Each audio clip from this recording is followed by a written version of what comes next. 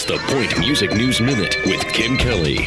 This Music News Minute is brought to us by Dollar Loan Center, your community short-term lender. Dollar Loan Center is now offering signature and title loans. Visit don'tbebroke.com. Some AC/DC fans in Vancouver, Canada recently spotted, walked up and talked to guitarist Stevie Young as well as drummer Phil Rudd, fueling speculation that AC/DC is indeed going to make another album. Why seeing band members in Vancouver is significant is because AC/DC has recorded their last 3 albums there at the Warehouse Studio. And it's already been reported that Angus Young was working on music for a new LP. Stevie Young was brought in to handle rhythm guitar for the recording of 2014's Rock or Bust after his uncle Malcolm Young retired from the band due to dementia. Drummer Phil Rudd played on that album, but he couldn't tour after allegations of him hiring a hitman and dealing drugs in his home country of New Zealand. So the band brought in drummer Chris Slade. Bassist Cliff Williams retired on the last date of that last tour, and lead singer Brian Johnson has been addressing his hearing problem so he can get back on stage. If AC/DC is indeed making a new album, you'll be one of the first to know. On this day in 1969, photographer Ian McMillan shoots the cover for what would be the Beatles' last recorded album, Abbey Road, just outside the studios of the same name. It was simple, just the band walking across the street. That cover ended up becoming iconic in its own right. Remember the Paul is Dead movement? Allegedly, a barefoot McCartney on the cover represents a corpse. Paul said it was just a hot day. The photo shoot lasted 10 minutes. The photographer took 6 shots, of which Paul McCartney picked the cover, so obviously he wasn't dead. In 70, enjoying some cocktails at a nearby bar before her concert at the Capitol Theater in Port Chester, New York, Janis Joplin writes the song Mercedes-Benz. She sings it the same night. Joplin did just one more show before her death. That same year, Christine McVie plays her first gig with Fleetwood Mac at a show in New Orleans. She was the band's first female member and played on some of the albums before she was asked to join full-time. And in 1992, opening for Guns N' Roses at a show in Montreal, lead singer James Hetfield from Metallica is injured by the pyrotechnics, which burned the entire left side of his body. Metallica can't continue, and the early end to their set angers GNR lead singer Axl Rose, who doesn't want to go on early. They take the stage, play for 15 minutes, and then quit because Rose complains his throat is sore.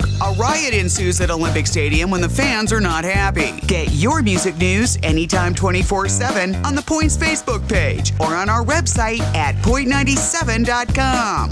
The Point Music News Minute on 97.1 The Point, #1 for classic rock.